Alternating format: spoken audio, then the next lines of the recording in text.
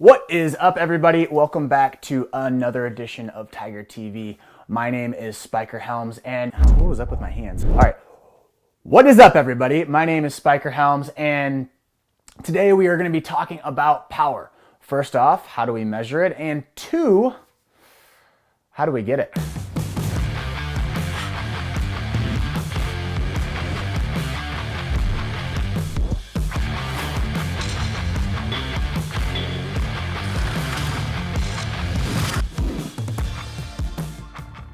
So what I want to talk about is that there are two types of data points that you need to know, or data categories. You have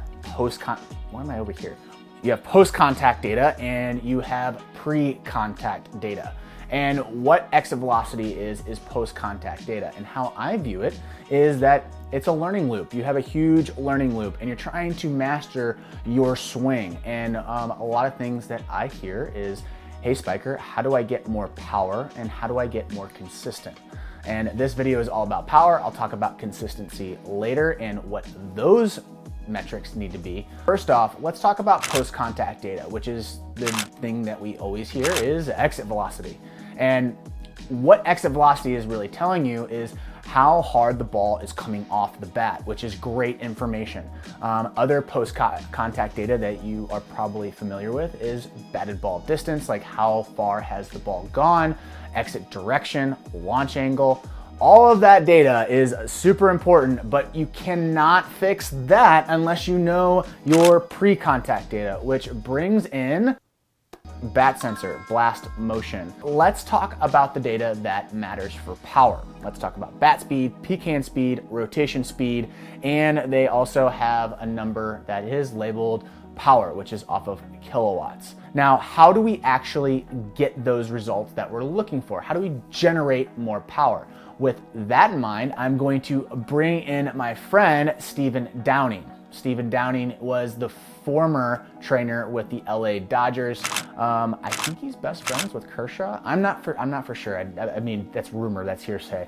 But he's now started a new app called Inner Pro, which he wants to bring to the youth, high school, and college level. So he's gonna help us out on giving you practical advice on what the misconception is about power and how we're going to generate it. The biggest misconception about power is that you have to be big and like super strong to be able to produce power, which you don't. We go back to looking at the athlete in the batter's box, a little smaller than your average athlete, but he can drive the gaps, he's dropping bombs. It's because they train with purpose. They have an idea of how to build that foundational strength. And so all those links in that body are connected by building hip strength, core strength, upper body strength, arm strength to produce the power you want. So Stephen gave us the forest outlook. So if we're looking out in an airplane and we see a huge jungle, he has given us the big behemoth, what we're actually looking at in the landscape. What I want to do is I want to go deeper into the trees. I want the practical. I really want the practical. So producing power isn't as fancy or as easy as you think. Producing power, there's a number of different things that need to go into place. Think about baking a cake. You have all these ingredients, all these steps that you need to follow, and then when they're all mixed together, you gotta put it in the oven for a certain amount of time and pull it out at the right time, right? If you skip any one of those ingredients, like I'm gonna skip the eggs, or the flour, it's asking for 1 cup of flour and I'm gonna put a half a cup in, you're gonna get what you put into it. It's not gonna taste as good if you use all the ingredients and follow all the steps. So producing power starts from building from the ground up. Ankle mobility, lower body strength, hip strength, core strength, upper body strength, mobility around the shoulders, mobility around the hips, forearm strength, your grip strength, all those things need to come into place. Now that's building the foundation. What do we do with it then? Then we start throwing in your upper body plyometrics, throwing a med ball. Let's throw in some lower body plyometrics by jumping.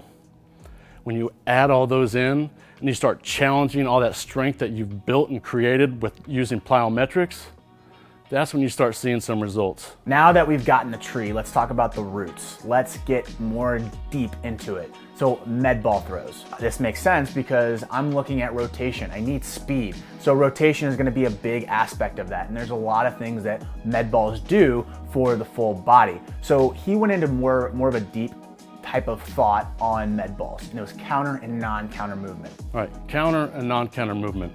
I like to call it build and non-build. So what we're doing here is we're talking about the pre-movement before we even execute the exercise. So a non-counter movement is where we're starting from scratch. That track gun goes off like you're sprinting, and then you go. A counter movement, or in my case, a build, is where you start and you build it up. So we're building it up and then letting it fly. So this whole conversation is great, but the biggest aspect that we need to understand is that you have to have one of these. You have to capture your data. Data is so important. If you don't have the money to get the post-contact data like your Rapsodo or your Hit Tracks or any of those big type of machines, you really don't need that. What you really need is this, because this is gonna tell you what is actually happening, everything leading up to contact. Because if we can get everything fixed in the beginning part, everything else will happen, and everything else will take care of itself. So I feel really bad because I've been plugging in Blast Motion and I have their product right here. But big thing is that my friend Steven has a company called InterPro, and it is actually an app for a DIY type of situation for yourself. If you are looking for the ability to cut out costs for a trainer and all of that jazz, and you just want to use your phone, you can most definitely do that. So just download the InterPro app. He gives you a 7-day free trial. And if you're a Tiger, you actually get special discounting, which you can get on our VIP section. But yeah, get the sensor, check out InterPro, and we will catch you next time in Tiger TV land. I don't know what I did. I try to do this because that's what everyone else does. I'm